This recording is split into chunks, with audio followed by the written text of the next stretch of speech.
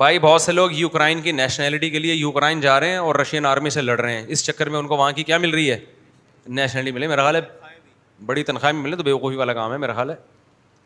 کیوں اپنے آپ کو بھیٹ چڑھا رہے ہو اپنی.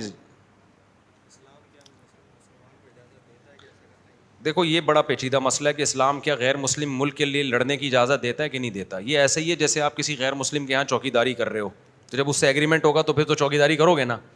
تو جب کوئی اسٹیٹ ہوتی ہے چاہے مسلم ہو یا غیر مسلم ہو, لیکن جب مضبوط اسٹیٹ ہے وہ, تو پھر اس کی فوج میں جاب بھی جائز ہے.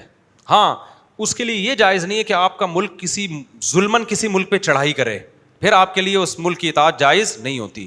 لیکن عام طور پر ایسا کرتا کون ہے, وہ تو پھر ظلماً ہو یا عدلاً ہو وہ سب کر رہے ہوتے ہیں. تو دفاع کی حد تک کسی ملک کی آرمی میں اگر کوئی مسلم بھی ہے تو وہ شرعاً جائز ہے. اگر کوئی مضبوط ریاست ہے تو ایک چوکیدار کی حیثیت سے وہ ہوگا. تو ہم تو کہتے ہیں اسلامی ملک کی آرمی میں جاؤ تاکہ جہاد کا ثواب تو ملے نا. کیا خیال ہے بھائی, اس میں شہادت ہے, وہاں شہادت نہیں ہے, بس یہ کہ آپ نے معاہدہ پورا کیا, مرنے کے بعد جہنم میں نہیں جاؤ گے اس بیس پہ کہ جی ایک غیر مسلم آرمی میں کیوں تھے. جہنم میں جب جاؤ گے جب کسی مسلم کنٹری سے لڑنا شروع کر دو گے. بذات خود یوکرائن جانا بھی جائز ہے, آرمی جوائن کرنا بھی جائز ہے, فی نفسی ہی میں ہو یا غیر موجودہ صورت حال ہو. لیکن ہے حماقت نا, آپ کیوں بین الاقوامی جنگ میں اپنے آپ کو جھونک رہے ہو پیسوں کی خاطر. کیونکہ پہل تو روس نے کی ہے نا, پنگا تو روس نے لیا ہے نا, یوکرائن نے تھوڑی پنگا لیا ہے. پہل کس نے کی ہے, روس نے چڑھائی کی ہے. تو وہ چڑھائی میں غلط ہے بھائی, کیوں چڑھائی کر رہے تو. باقی روس کے پاس اپنے دلائل ہیں کہ میں نے اس لیے چڑھائی کی ہے کہ میں نہیں چڑھائی کرتا, نیٹو کا حصہ بن رہا تھا, نیٹو کا حصہ بن جاتا تو نیٹو کی فوج یہاں کے بیٹھ جاتی تو مفتی طارق مسعود صاحب تیرا باپ سنبھالتا اس فوج کو. اب رشیا والے اگر میرا بیان سنیں گے ترجمہ کر کے تو ان کے پاس یہ جواب ہے.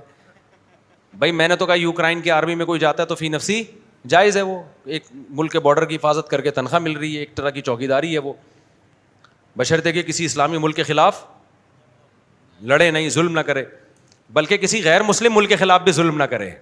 یہ بھی شرط ہے, اگر غیر مسلم پہ ظلم کرتا ہے تو بھی تو کہاں سے جائز ہو گیا. ہٹلر کے کہنے پہ جو اس کے فوجیوں نے دوسرے ملکوں پہ چڑھائیاں کر کر کے بندے مارے تو کیا وہ جنت میں جائیں گے, ان سے حساب ہوگا اس کا. اب وہ کہتے ہیں ایکچولی میں تو گورنمنٹ کے لا کا پابند ہوں. اللہ کہے گا پہلے خدا کا لا ہے, اس میں انسانوں کا دفاع ہے. تو اپنے ملک کی بارڈر کے دفاع کے لیے تو ٹھیک ہے, دوسرے ملکوں پہ ظلماً چڑھائیاں کرنا کہاں سے ٹھیک ہو گیا. سمجھتے ہو گے نہیں سمجھتے ہو. تو اس لیے غیر مسلم فوج میں اس بیس پہ تو ٹھیک ہے جائز ہے. لیکن ہم جو کہہ رہے ہیں کہ یوکرائن میں جو ظاہری طور پر جو نظر آ رہا ہے وہ غلطی کس کی ہے, رشیا کی. پہل کس نے کی ہے, روس نے کی ہے.